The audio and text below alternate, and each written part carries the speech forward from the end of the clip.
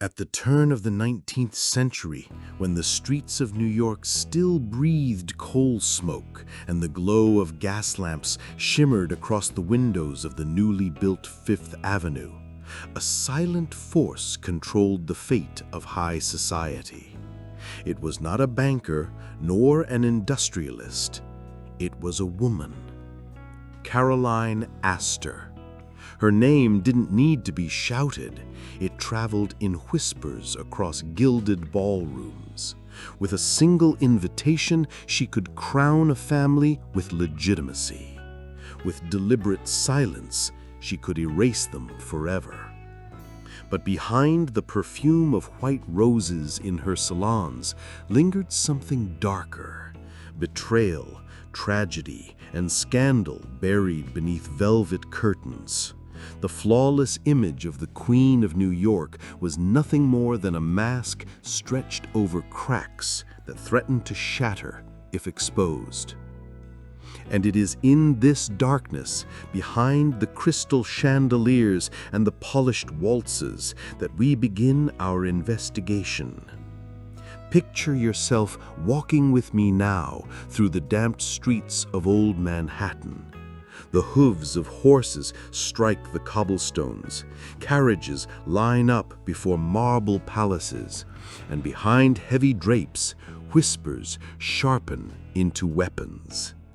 It is here, in this tension-filled silence, that the enigma of Caroline Astor begins to unfold. Who was this woman who ruled New York not with armies, but with silence? What lay behind the mask of composure that made her untouchable? And above all, which secrets were buried with her, never meant to see the light of day? These are the questions we will uncover together, piece by piece, as if we were leafing through a secret dossier of an age that still breathes in ruins, in yellowed newspapers, and in memories stained with both diamonds and blood. And since this investigation starts now, I want you, who also feels drawn to unravel the mysteries of the Gilded Age, to join this journey.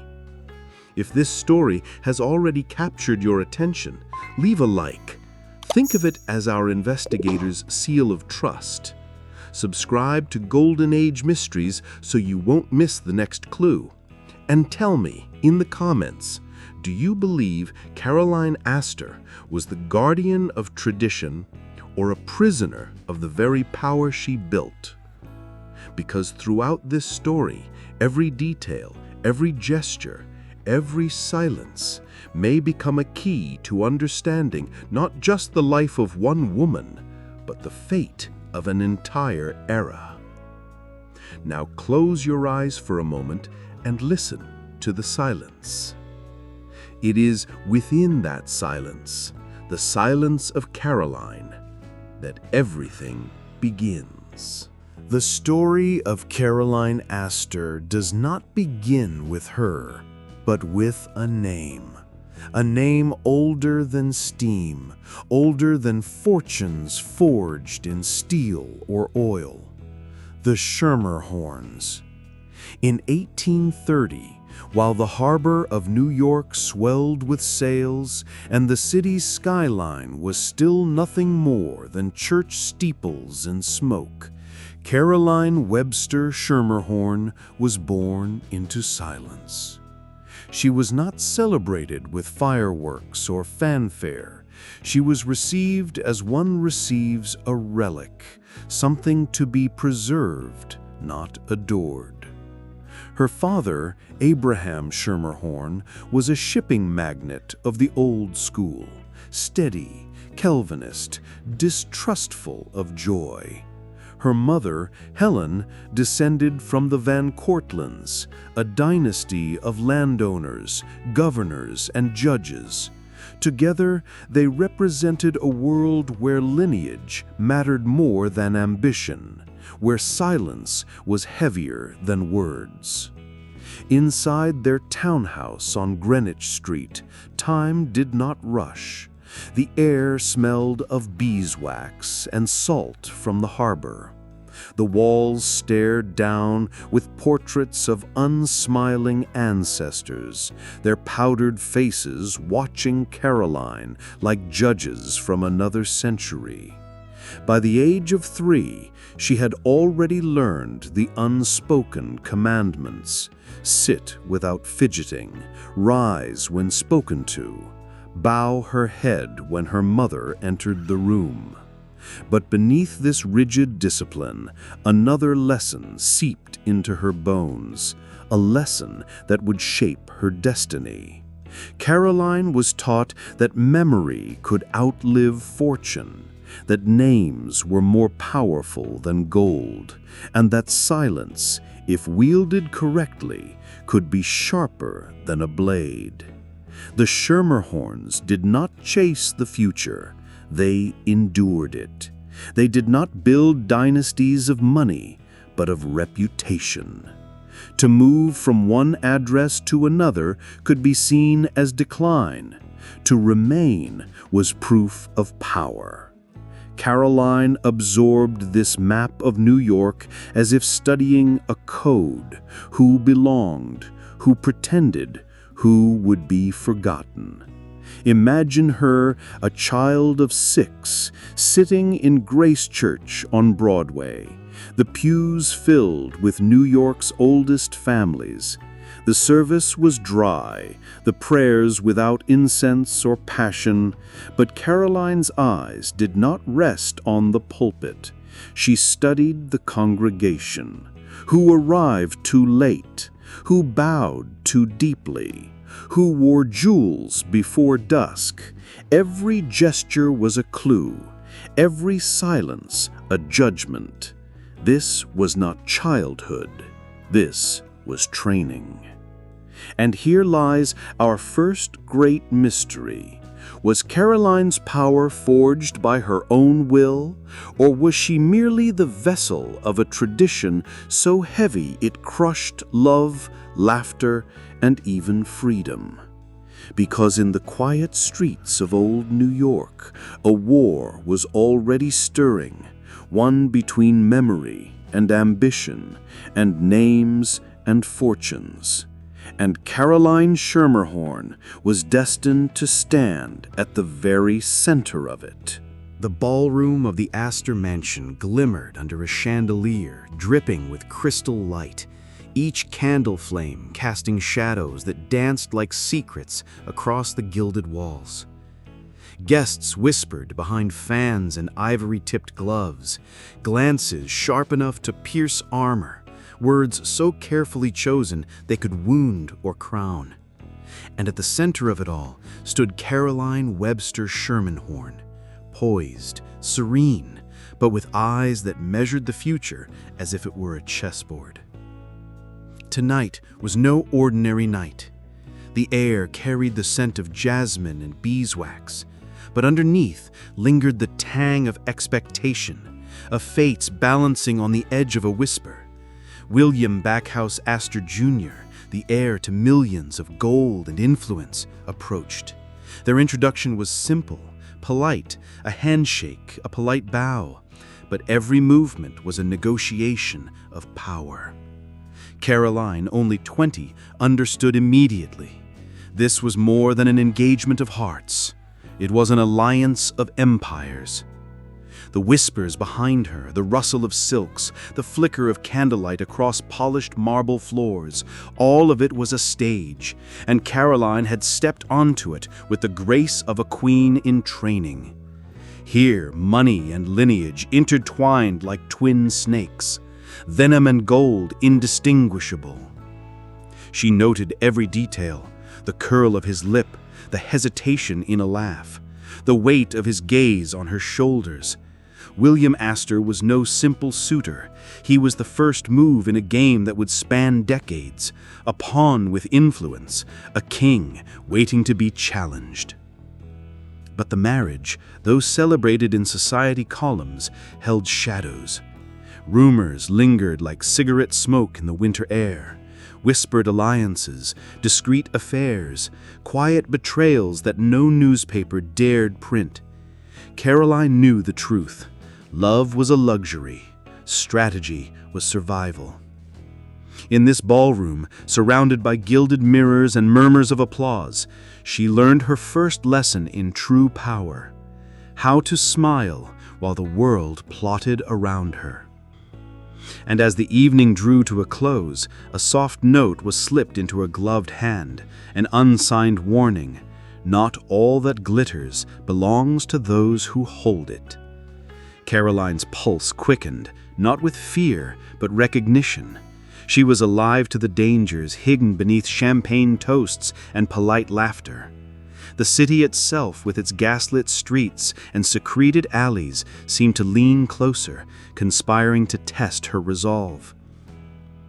If you've ever wondered how a woman could command respect in a world built for men, leave a like now and subscribe to Golden Age Mysteries, because in the comments, I want you to guess, was Caroline marrying for love or for dominion over the very heartbeat of New York?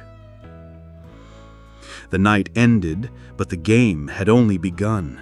Behind closed doors, plans were drawn in silence, alliances measured in gestures, and Caroline Schermerhorn, now Astor, would never be just a bride. She would be the architect of whispers, the guardian of invisible power, and the silent arbiter of who truly belonged among the gilded elite. And as she stood at her window, looking down at the carriage-lined streets below, she knew one thing. In the shadows of this marriage, the first move had already been made, and not everyone would survive unscathed. Because, in the world Caroline was about to enter, fortunes could vanish in a single glance, reputations were currency, and every smile hid a threat. The air in Caroline Astor's drawing room was thick with anticipation. Gas lamps flickered against ornate wallpapers, throwing long shadows that seemed to whisper secrets along the walls. Tonight, she was not a guest. She was the arbiter, the queen of an invisible chessboard that stretched across the gilded ballrooms and private clubs of New York. Every gesture mattered, every glance a strategy. The city beyond her windows was alive with movement, carriages rattling over cobblestones, street vendors shouting through the chill of the evening, and a distant horn of a steamship. But inside, time slowed. Caroline watched as women fanned themselves, as men adjusted their cuffs, as alliances and rivalries danced across polite smiles. Every invitation extended or withheld was a move on her board, every whispered compliment a pawn in a larger game. She recalled her mother's lessons: observe, memorize, judge. Names carried weight, and a slight misstep could erase decades of lineage in a single evening. The walls of the Astor mansion had seen the rise and fall of families, marriages arranged like treaties, fortunes built on compliance and fear. And now Caroline held the power that decided who would enter and who would be left outside, shivering in the streets below. A note arrived, pressed discreetly into her hand. Not all crowns are earned with gold. The handwriting was delicate, almost mocking. A shiver ran down her spine, not of fear, but of awareness. She knew that tonight, as every night, she must play carefully. One wrong word, one overlooked gesture, and the carefully curated world of New York society could crumble. And yet, the thrill was irresistible. The art of social warfare, the subtle manipulation of influence and perception was intoxicating. Every raised eyebrow, every hesitant bow, every whispered yes or no was a story, a warning, a secret. Caroline was no mere observer. She was the director, shaping destinies with the faintest flicker of attention. The night wore on. Carriages departed, rumors took flight, and the city outside continued its restless march. Inside, Caroline's gaze fell upon a new player, a young heiress whose confidence bordered on arrogance. A test had begun, subtle, silent, deadly. Who would bend? Who would break? The answers would not come easily. Because in New York's gilded halls, power was never given. It was claimed in silence, in observation, in the delicate art of knowing more than others dared to admit. And Caroline Astor, she knew everything. The Astor mansion smelled of polished wood, faint perfume, and secrets buried deep. Caroline moved through the hallways like a shadow, her skirts whispering over the marble floors. Behind each door, hidden lives unfolded. A husband with silent betrayals, daughters living lives that society would never understand, whispers of deaths that were never spoken aloud. Power, Caroline knew, always came wrapped in tragedy. William Astor Jr., her husband, smiled at her in the dining room, but the warmth in his eyes was an illusion. Outside, the city slept unaware, but inside, love and loyalty were currencies she could never fully trust. Women who walked into the mansion with wide eyes often left broken by desire, by debt, by whispers. And yet, Caroline's children were her own mysteries, daughters who would vanish too soon, a son destined for a voyage into legend and tragedy. The Titanic awaited him years later, a specter of what would come. The air was heavy with unspoken rules. Caroline understood early that wealth could buy anything but happiness. That influence was seductive, but its cost was measured in sleepless nights, in tears shed behind closed doors, in whispers that could destroy a reputation overnight.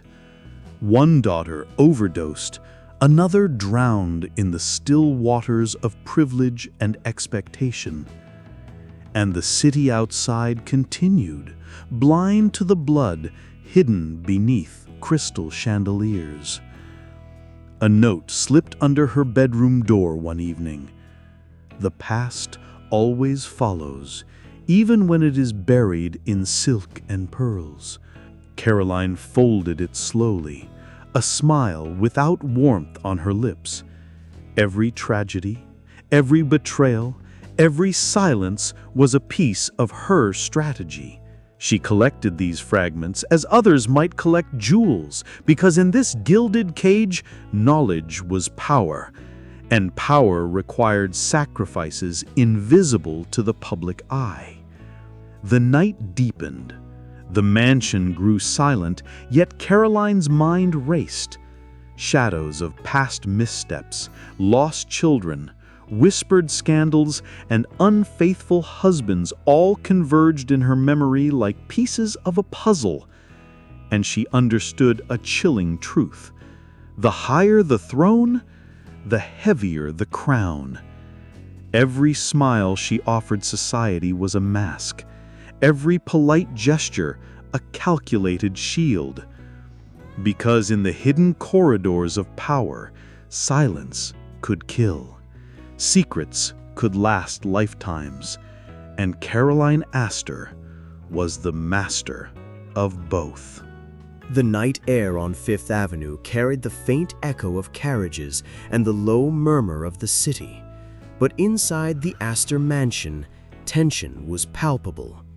Caroline Astor, poised like a queen before her court, had learned that power is rarely granted. It is seized, defended, and sometimes surrendered strategically. Tonight, she faced a challenge unlike any before. Alva Vanderbilt, young, ambitious, and dazzling, was determined to rewrite the rules of New York society. The ballroom was a battlefield disguised as a celebration, Crystal chandeliers glimmered, casting fractured light over dresses of silk and velvet. Each step, each bow, each delicate laugh was a move in an unspoken war. Caroline observed from her throne of influence, noting the calculated audacity in Elva's smile, the subtle defiance in her posture. This was no ordinary rivalry. This was a duel of kingdoms, fought not with swords, but with etiquette, rumor, and influence. As champagne flowed and whispered conversations wove like threads of silk, a servant slid a note into Caroline's hand. Even the strongest walls can be shaken by ambition. Her lips curved into a controlled smile. She knew the truth. Alva's brilliance and audacity were dangerous, but underestimating her own mastery of social power would be fatal. Every invitation Caroline sent or withheld was a declaration, every glance exchanged a strategic move. And yet there was more at stake than social dominance. Behind the elegance, Caroline understood was the fragile heart of an empire, the Astor legacy itself. If she faltered, entire families could rise or fall in a single night. The city outside had no idea of the subtle war raging behind closed doors, of alliances built and broken with a nod or a whisper. The evening reached its climax. Alva approached the center of the room, laughter curling like smoke, a silent declaration of challenge. Caroline's eyes met hers. In that instant, the room itself seemed to hold its breath. The duel had begun, and in the silence of poised smiles and carefully measured gestures, the first blows of an invisible war were struck.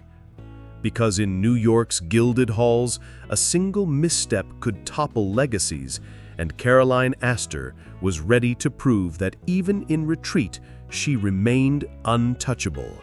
In the quiet of her study, Caroline Astor held the list in her hands, a ledger of names, of fortunes, of power, each one a key to the unseen kingdom of New York society. Ward McAllister had called it the 400, but to Caroline it was more than a number. It was a map of influence, a weapon, a silent army bound not by loyalty, but by fear and fascination. The candlelight flickered across her face, revealing a faint smile. She had spent years perfecting the art of inclusion and exclusion. Every invitation extended, every name crossed off, every whispered recommendation. It was all strategy. To belong to the list was to be granted legitimacy. To be absent was to be erased, as if one had never existed in the gilded streets lined with marble and gaslight. Yet, as Caroline traced her fingers along the names, a shadow of doubt crept in. Who truly controlled this power? McAllister may have been the scribe, but Caroline was the pulse behind the ink. One misstep, one misjudged gesture, and the fragile balance of reputations and alliances could shatter. Every family represented was a story, every omission a scandal waiting to erupt. A soft knock interrupted her thoughts. A young socialite entered, trembling slightly, and asked for Caroline's guidance. Her gaze, filled with ambition and naivety, reminded Caroline of her younger self, keenly observant, calculating, yet still learning the weight of invisible authority. Caroline handed her the list, a test cloaked in civility. Each decision made in that room could ripple through society like a silent earthquake. As the night deepened, whispers of intrigue rose from the salons below. Secrets collected like dust in forgotten corners. Alliances shifted like shadows. and Caroline understood the unspoken truth. Power was rarely absolute. To be remembered was to be feared. To be invisible was often survival. And in that delicate balance, Caroline Astor's mastery was unrivaled. Because in the gilded world of the 400, every name held a secret, every gesture a threat, and Caroline was the keeper of all. The glow of gas lamps outside the Astor mansion no longer masked the whispers of a changing city. Caroline Astor, once untouchable, felt the subtle tremor of time shifting beneath her polished floors. New lights, new voices, and new ambitions challenged the carefully constructed empire she had ruled in silence for decades. Mamie Fish, brash and irreverent, entered the social scene like a storm. Her laughter cut through the polished civility of the elite, mocking traditions Caroline had preserved with relentless vigilance. Invitations that once carried Caroline's unspoken decree now circulated with independence, as if the power she commanded could be questioned, debated, even ignored. The silent reign she had mastered for so long began to falter, and she knew it. The drawing rooms, once echoing with admiration, now echoed with subtle defiance. Young socialites plotted openly, the press chronicled gossip with a new boldness, and the names Caroline had spent years defending were no longer untouchable. Her silence, once a weapon, seemed insufficient against the changing tide. Shadows of doubt crept into her mind. Could her empire survive the new audacity of New York society? A note arrived, folded neatly, unsigned. Even queens must bow to time. Caroline's fingers tightened around it. Every strategy, every whispered command, every carefully orchestrated ball now seemed fragile. Yet she refused to yield fully. Retreat, she realized, was not weakness, it was preparation. Even as the old world crumbled around her, she would observe, endure, and strike with precision when the moment returned. If the shift of power intrigues you, leave a like and subscribe to Golden Age Mysteries. And in the comments, tell us, do you believe Caroline's silence could withstand the audacity of a new era? Or was this the beginning of an inevitable fall? The night deepened. Gas lamps flickered, shadows lengthened, and Caroline looked out over the city she had once ruled with invisible hands. The whispers of the new elite, the laughter of those who mocked, and the inevitability of change pressed against her carefully maintained order. She understood the truth. Power could not simply be held. It had to evolve, or it would vanish. Because in the gilded corridors of New York, even a queen could feel the chill of change, and Caroline Astor was about to confront the limits of silence. The city of New York had changed. Electric lights now blazed where gas lamps once flickered. Steel towers rose where marble palaces once dominated, and the whispers of yesterday carried little weight in the bustling streets. Caroline Astor, seated in her dimly lit parlor, felt the shift of history pressing against her fragile empire. Her husband was gone, her daughter lost. The laughter and intrigue that once obeyed her subtle hand now moved freely, untethered by the rules she had perfected. The ballroom, once a battlefield she commanded with invisible authority, now felt empty, its echoes mocking her mastery. Yet Caroline did not despair. She understood a truth few did. Endings are not always defeat. Sometimes they are the final, quiet move of a lifetime of strategy. A telegram arrived. Its content was brief, almost cruel. The world outside will no longer wait for your rules. Caroline's gaze swept the room. The chandeliers reflected her composed face, but her mind raced through decades of battles won and lost in silence. She had survived rumors, scandals, betrayals, and tragedies, and now she faced the ultimate opponent, time itself. As night fell, memories of lost children, vanished friends, and lovers who betrayed her flitted through her mind. Yet amid the sorrow, she felt the faint pulse of survival. Even as the old order crumbled, Caroline remained, a ghost of the era she had defined, untouchable in her solitude. Because in the twilight of the Gilded Age, power could fade, traditions could die, but Caroline Astor would always be the final move on the chessboard of New York society. Caroline Astor's final days passed quietly, almost imperceptibly, like the last flicker of a gas lamp before dawn. The city she had shaped and dominated continued to grow, louder, faster, and more indifferent. Yet in the hushed corners of her mind, she remained sovereign, guardian of secrets, mistress of strategy, and keeper of an era that refused to die quietly.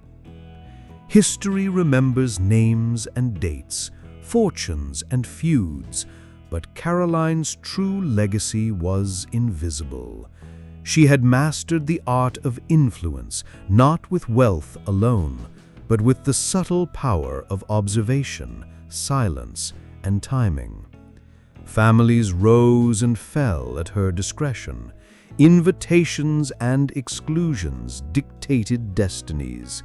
The 400, the rivalries, the whispered scandals, they were all pieces of a chessboard upon which she moved with unmatched skill. And though the lights of electric bulbs replaced the warm glow of gas, and the skyscrapers pierced the sky where marble palaces had stood, Caroline remained, not in flesh, but in memory, in legend, in the echo of a society that once trembled at a glance from her. If you feel drawn to the legacy of Caroline Astor, leave a like and subscribe to Golden Age Mysteries. In the comments, share your thoughts. Was she the ultimate preserver of tradition, or the last prisoner of a gilded age she could not escape? Even in death, she embodied the contradictions of her era. Elegance intertwined with cruelty, discretion paired with dominance, silence layered over unspoken tragedies. Perhaps the greatest mystery of all was not the world she controlled, but Caroline herself. Because in the end, Caroline Astor did not merely witness the fading of the Gilded Age. She was its final enduring enigma. And maybe, just maybe, the true story of power is never told. It is lived quietly in the shadows.